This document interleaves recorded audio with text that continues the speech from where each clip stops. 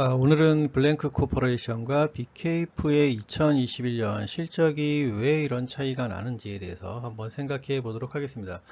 이 부분은 마케팅적인 측면이나 어떤 기획적인 측면에서 많은 시사점을 제공해 주고 있는 부분이기 때문에 한번 우리가 이를 살펴봄으로써 마케팅 기획 또는 서비스 기획, 비즈니스 기획을 어떻게 해야 될지를 한번 살펴볼 수 있겠습니다. 자, 시작해 볼까요? 2021년 블랭크는 약 1210억 원의 매출에 116억 원 정도의 영업 손실을 본 것으로 나타났고, BKF의 경우 약 1595억 원의 매출에 대략 293억 원의 영업 이익을 본 것으로 나타났습니다.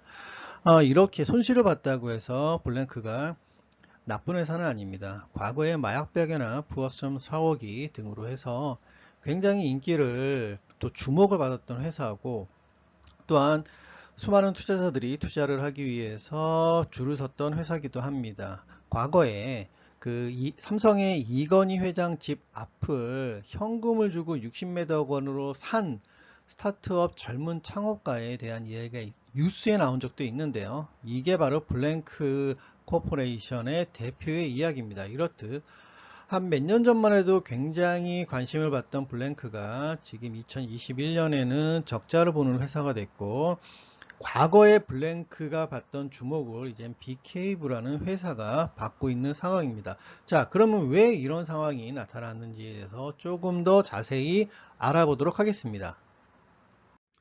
두 회사의 비용을 통해서 이 두 회사가 추구하는 비즈니스에 대해서 우리가 추측을 해볼 수가 있는데요.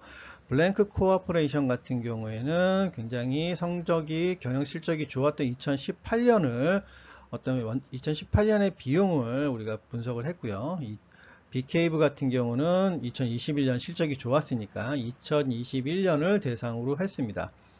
일단 제품의 원가율을 보면 BKV가 블랭크보다 상당히 높다는 것을 알 수 있습니다. 즉 BKV는 제품에 대해서 상당히 투자를 많이 하고 있다라고 우리가 추측을 할 수가 있고요.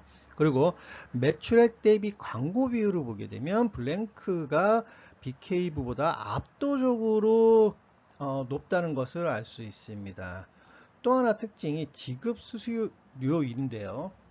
지급 수수료율은 BKV가 블랭크 코어포레이션보다 굉장히 높습니다. 즉 매출 대비 어떠한 부분들의 비율이 비중이 높냐, 이 부분을 통해서 두 회사의 비즈니스를 우리가 생각해 볼 수 있는데, 블랭크 코어포레이션은 굉장히 잘 나갔던 2018년도를 기준으로 해서 광고 비중이 상당히 높다는 것을 알 수 있습니다. 즉 광고를 중심으로 한 어떤 비즈니스 모델을 가지고 있는 회사라고 생각을 할 수 있고요. BKF 같은 경우는 광고 비중은 굉장히 작으면서 매출 원가율이 높고 또 지급 수수료율이 높다는 것을 알 수 있습니다. 즉 제품을 중심으로 해서 판매도 직접 판매가 아닌 유통 플랫폼을 기반으로 해서 판매를 하고 있는 비즈니스를 진행을 하고 있는 형태라고 볼 수 있습니다. 특히 광고 비율이 낮다는 부분들에 있어서는 광고에 집중하는 것이 아닌 지급 수수료율이 높다는 것에서 알 수 있듯이 지급 수수료율을 지급하고 있는 플랫폼을 기반으로 해서 어떤 매출을 발생시키는 비즈니스를 추구하고 있다는 것을 추측할 수가 있습니다. 이를 포피 측면에서 본다면 블랭크는 프로모션을 중심으로 한 비즈니스를 진행을 하고 있다고 볼 수 있습니다. 그러면 왜 2021년에 실적이 안 좋아졌냐라는 질문을 우리가 해석할 수 있게 되는데요. 즉 블랭크가 중점적으로 프로모션한 광고를 하는 매체는 페이스북이었습니다. 즉 페이스북을 광고를 통해서 상당한 매출을 올렸고 상당한 성과를 냈었습니다. 즉 2021년에 블랭크의 실적이 안 좋아진 것은 이 페이스북 광고의 광고 효율이 하락했다는 것, 떨어졌다는 것을 의미합니다.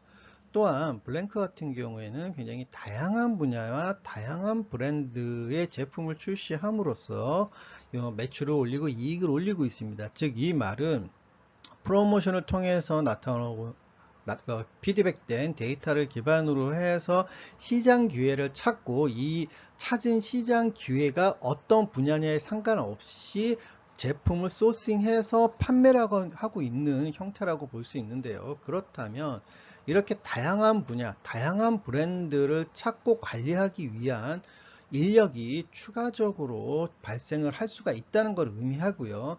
이런 브랜드를 발굴하고 관리하는 인력이 증가함에 따라서 점차적으로 인건 비용이 증가하게 되었다는 것을 알 수 있습니다. 실제로 어, 대략적으로 블랭크의 인력은 한 100명 정도 조금 넘는 수준에서 한 200명 정도 넘는 수준으로 증가를 했습니다. 이렇듯 가장 비용이 큰 페이스북 광고의 효율이 떨어지고 인력 비용이 증가하고 이 두 가지 요소는 모두 비용을 증가시키는 요소라고 볼 수 있고요. 매출이 비슷한 상황에서 비용이 증가했기 때문에 2021년 영업 실적이 저조했던 것으로 우리는 이해할 수 있습니다. 빅케이브는 포피 측면에서 본다면 제품 중심의 비즈니스를 하고 있다라고 이야기할 수 있습니다. 물론 굉장히 여러 브랜드가 존재하긴 하는데요. 그럼에도 불구하고 블랭크와의 차이는 패션을 중심으로 한 브랜드를 가지고 있다는 것입니다. 그렇기 때문에 BKV 같은 경우는 브랜드가 성장함에 따라 굉장히 이익률이 증가하는 비즈니스 구조를 갖고 있는데 이 브랜드를 성장시키기 위해서 광고나 프로모션 비용이 많이 들어간다는 조금 약점, 문제점도 가지고 있기는 합니다. 이를 빅케이브는 무신사라는 거대 유통 플랫폼을 통해서 해결했습니다. 빅케이브의 커버낫은, 대표 브랜드인 커버낫은 무신사에서 주목을 받기 시작하면서 성장을 했는데요. 우리가 앞서 비용 부분에서 체크했듯이 지급 수수료가 많은 이유도 이 부분과 연결된다고 할 수 있습니다.